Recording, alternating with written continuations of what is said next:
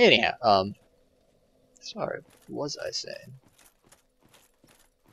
That Gravelord servant message that popped up, there's a covenant that allows you to put down a sign, and it will make monsters more difficult in someone's world, and it'll also spawn, like, specific monsters. I hadn't actually noticed any of that happening, but then it popped up a message saying that the Gravelord servant had been killed. So if you put down your sign somewhere, these bad things happen to people, and then if they find your sign and activate it, they can invade and kill you. And up to 3 people, you create disasters in 3 worlds, and all 3 of those people can invade you. I'm not trying to farm here, it's just that this is also, besides farming, just the right way of killing these guys. Yup. Just go ahead and follow me, NPCs. I am the Pied Piper. Oh, and there's the Faith user, and he is gonna need a little bit of pushing. Just a little bit for him to accept his fate. There we go.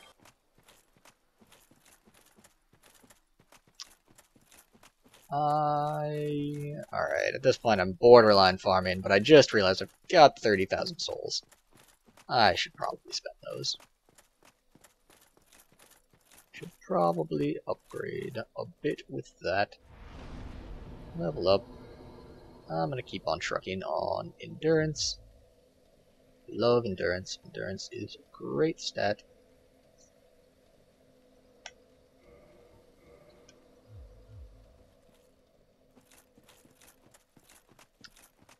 And my goal in the end is going to be to get that up to plus 40 endurance. But I might stop and, maybe I'll decide to deviate in the end and get a couple points in strength so I can get a decent shield or something.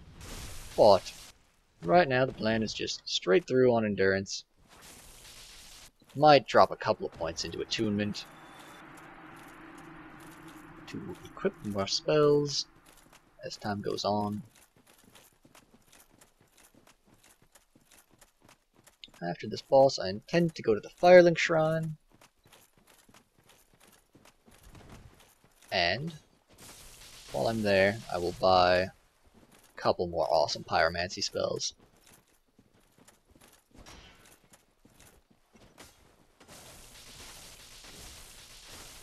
Alright. Getting people to fall off of edges is pretty sweet. This guy is a jerk. But he doesn't have, like, any armor.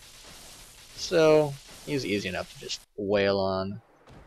And man, have those NPCs gotten easier than when we were first here.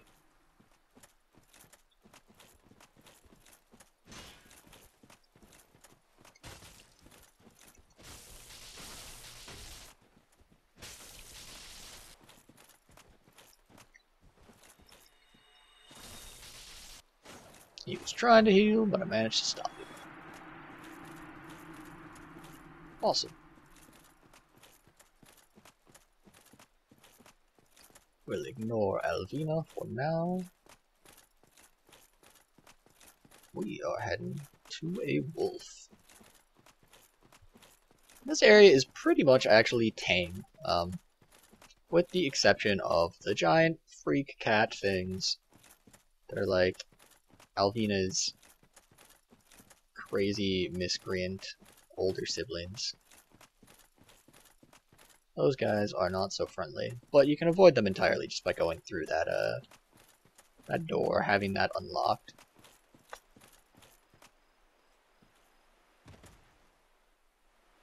And this is a boss battle that I recommend you at least try several times without help.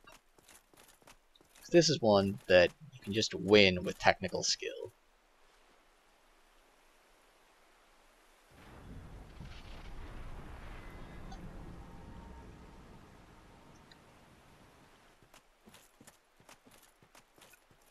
There's also an awesome ring in here, which you can pick up over on the other side. It increases how much damage your critical strikes do, which includes backstabs.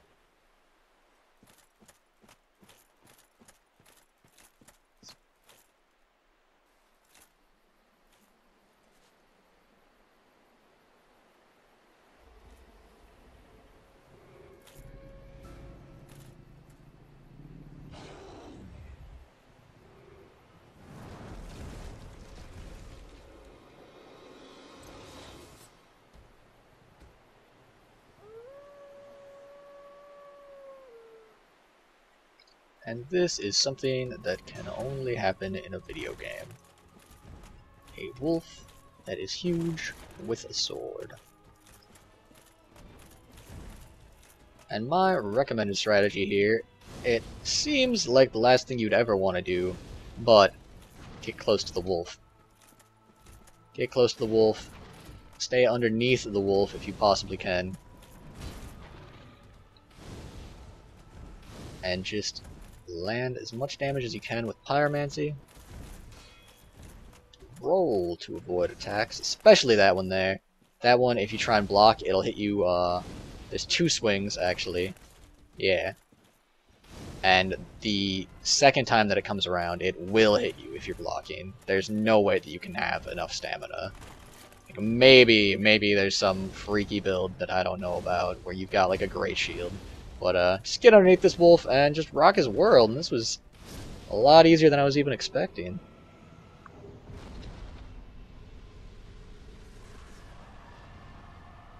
Drops his soul and the Covenant of Artorias, which is necessary to proceed through the game. Also, oh boy, 30,000 souls.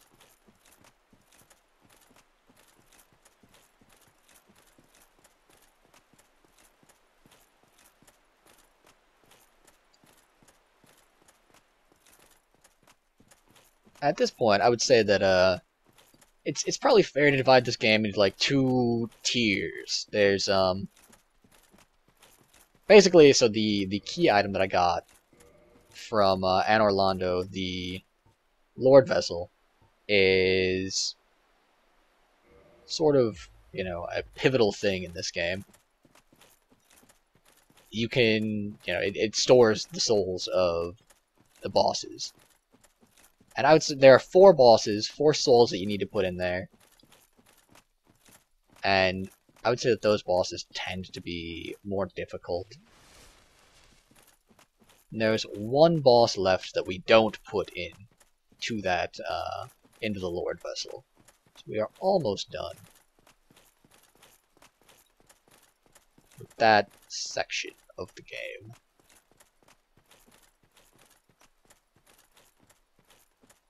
But I would say that, you know, it's not like half and half. We're well over halfway through this game right now. No doubt about that.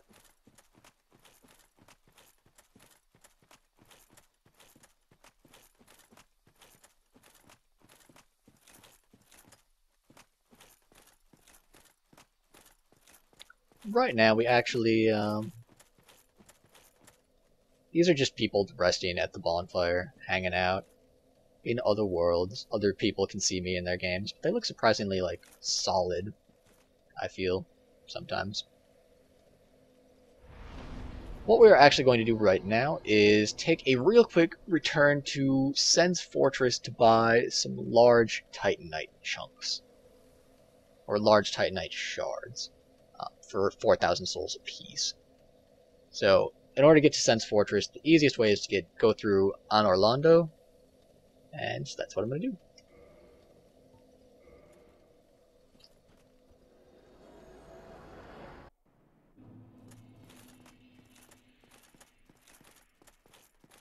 So once you're back in Sen's Fortress here, just a little bit of boring walking to get here. You just have to kill this guy. And then you can... I bet you can actually jump down to there. And that right there, that chasm is what we're going to try and... Or sorry, the broken bridge is what we're trying to cross.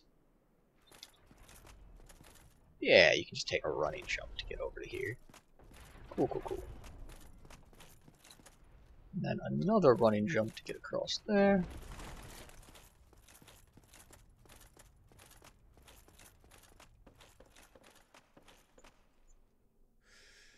Oh yes, it's you. What is it? Still something you need, eh? Anything at all? Yeah, what do you got here? He does have Spell and Thunder Stoneplate rings still, but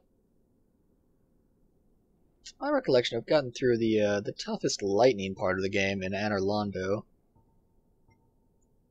so I will pass on that. Still got these great big shields here. This one here, I am actually going to buy and check out back at the blacksmith. What I really want while I'm here is these Titanite shards. I'm just going to buy 5 of those in order to upgrade with. Souls are pretty easy now that you can farm Darkroot Basin if you want, but I'm going to be still a bit conservative in how I spend them. So for now, I'm going to leave it at those 5. So I've got 7 held. Pretty solid amount of large Titanite shards. I take that back. I'm going to buy another 5. Another 3. We'll just carry around an even 10. Go along, try and make something of yourself. We don't need to listen to his pessimism. Pshaw. Pshaw, I say.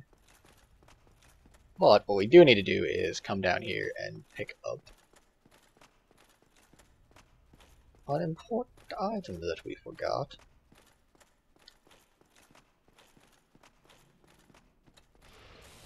And that is that poise. We don't even get stunned at all by her lightning attacks.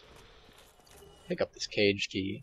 You can already just see how much more powerful we are than the first time we came through Sen's Fortress.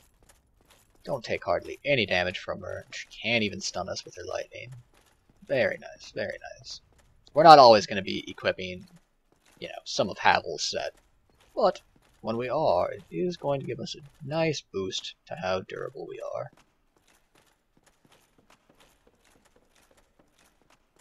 Alrighty. And that cage key that we got actually opens up a shortcut pretty much right back to the start of the level. So we're going to use that to get to our blacksmith.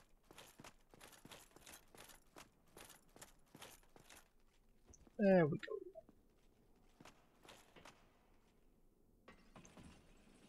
It's also supposedly a sorcerer, I believe dead, in one of the cages that I think I missed this playthrough. So, remember how difficult these guys were to kill before? Yeah. Lightning Uchigatana. Lightning Uchigatana does not care. And these you can take one at a time. Not difficult, if to be careful. And then the lizards are going to aggro on me. I'm just going to run right past here and trigger the trap. Oh, and they actually managed to avoid all of that. It's okay. Backstab him. And his friend too. Oh, missed it. There we go.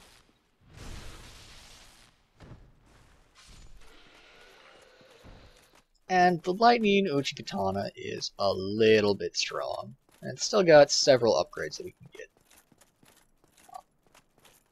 It'll not be doing twice as much damage or anything after we get those extra upgrades, but it will definitely be doing more damage than it's doing now. Alrighty, and head down to our blacksmith here.